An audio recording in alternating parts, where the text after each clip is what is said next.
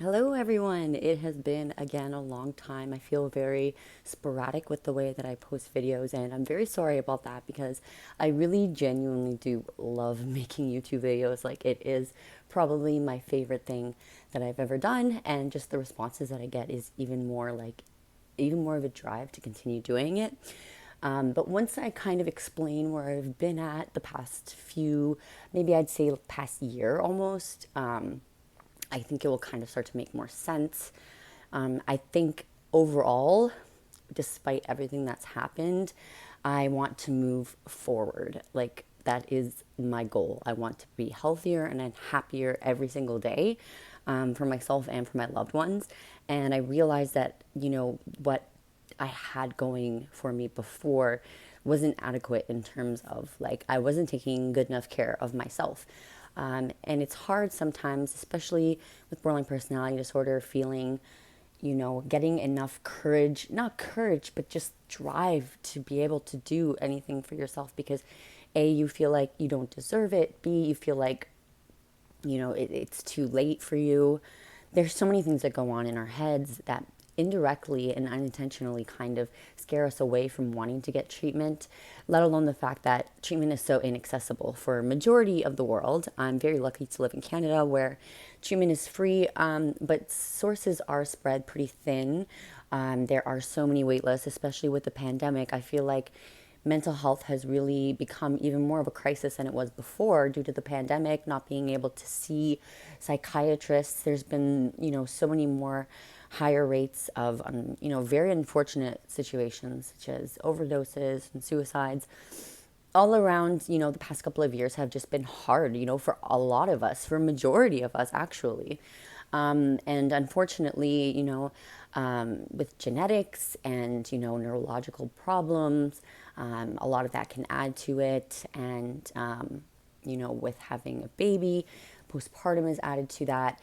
And unfortunately, with bipolar, I feel as though it's like a tree and everything kind of branches off from it. I think I've said this before. I almost look at it as if it's like a tree of life, even though it's not really. But the BPD kind of branches out into the depression, the body dysmorphia, the self-harming tendencies, the coping strategies that aren't there because we never learn them, which makes us go to more harmful ones, the lack of care within ourselves, which just kind of indirectly just further worsens all of these other issues.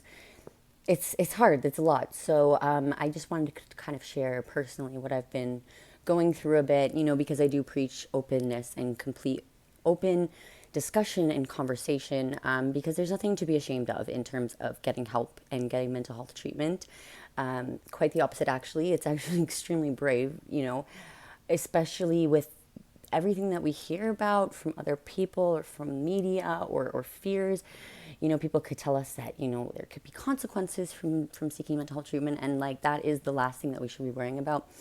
All we need to be thinking about really is, of course, our loved ones and wanting to get better for them in times that we can't think, we don't have enough self-worth within ourselves for wanting to get better within ourselves.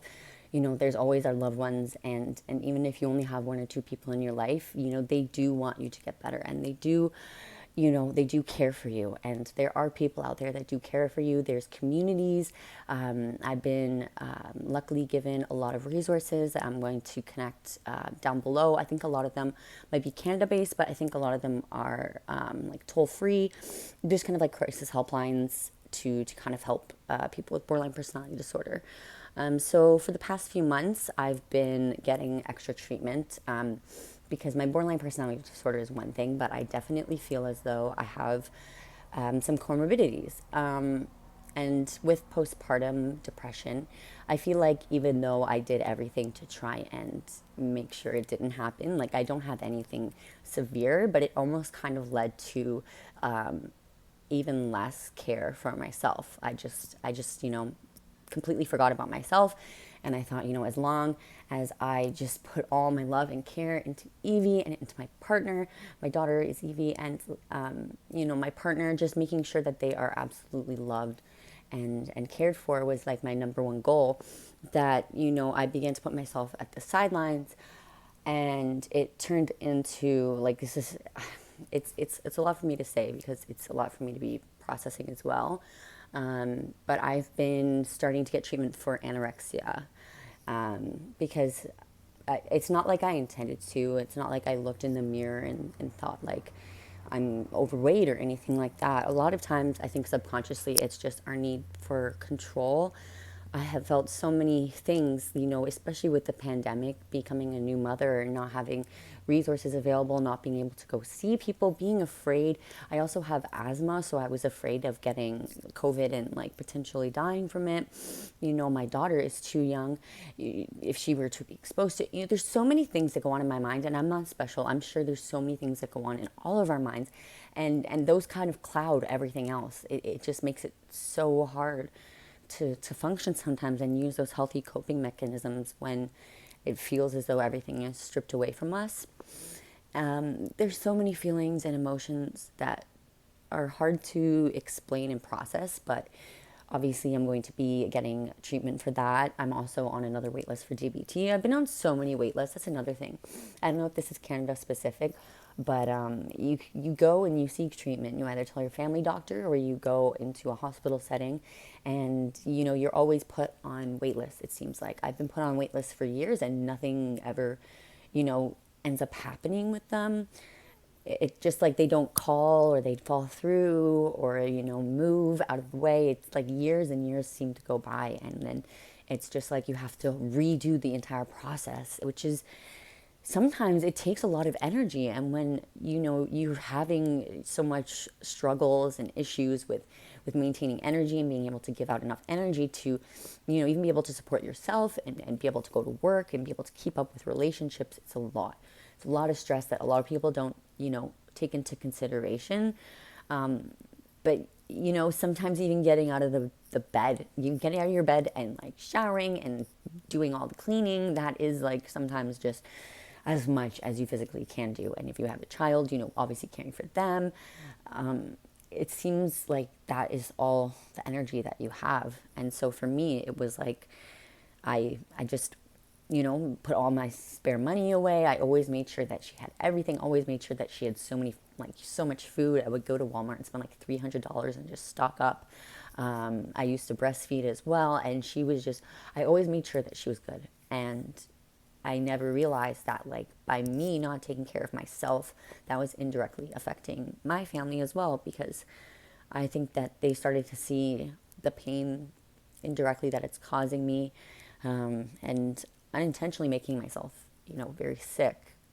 It's actually a very, very serious thing. I've never really gone too far into eating disorders. I've always kind of had one on and off, an unhealthy, relationship with food.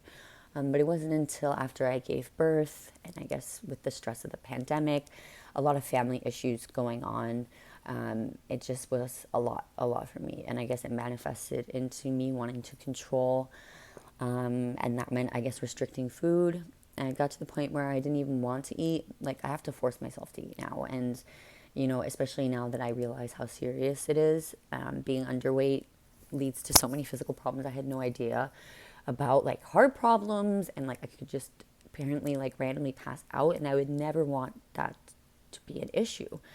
I'm going really, really deep into it, just to be, I guess, open and honest and raw, because sometimes I feel like I get some comments on YouTube about not like seeming that I'm actually mentally ill, but I just, it's embarrassing at some parts of it, just being so open and knowing that anyone could do like things with this knowledge, in an attempt to hurt me, because it's happened in the past. And at the end of the day, the thing is that I'm still going to post it, and I still want to be able to share my story, and I still want to be able to talk to people that have been in similar circumstances. And that's the beautiful thing about being able to be honest and being able to, want better for yourself and want treatment. You start to open up to relationships and connections.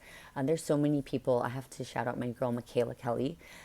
She is probably like the biggest TikToker for BPD awareness. Her at is down below, her TikTok. It is just incredibly informative.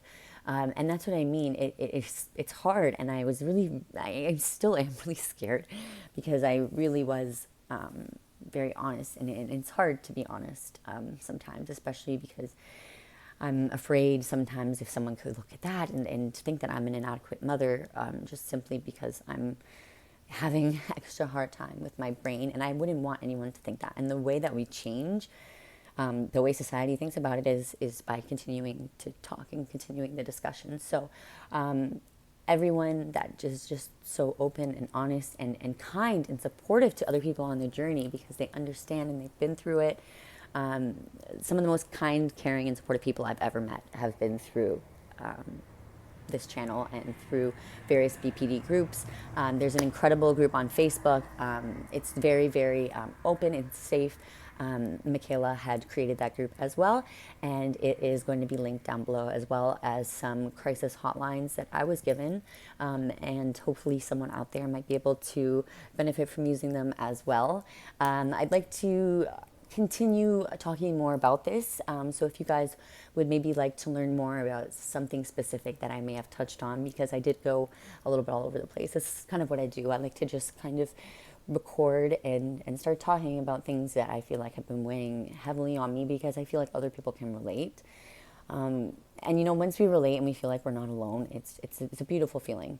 One more thing before I go, not to shamelessly self-promote, but I do have a website. That's where this shirt is from. It's Evil Eyes means getting rid of negativity. It's the Black Lambs. I create all of the designs. There's t-shirts, but more importantly, there is a mental health blog. I post sometimes, and I also have a lot of other amazing writers bring in blog posts, and they get to share so many people from around the world, and I would love to continue getting more blog posts to be able to share on there. I think it's just really beautiful, and you know, everyone just wanting to collectively get better and more stable and more healthy is a beautiful thing that should be celebrated. And I'm very lucky to be able to have this safe space, to be able to connect and share with people, and I hope that you as well find that safe as well, that space as well for you. Thank you guys so much for listening, and for always continuing to support, and remember to support yourself, and you're worth it. You're absolutely 100% worthy of love at all points in time and in space, and in every single way, shape, and form, and especially self-love. We are all worthy of that self-love. So yes, I'd love to hear what you guys think. Maybe some suggestions on the next video. Again, I'm going to say that I'm going to try really hard to upload more videos. And again, hopefully I will.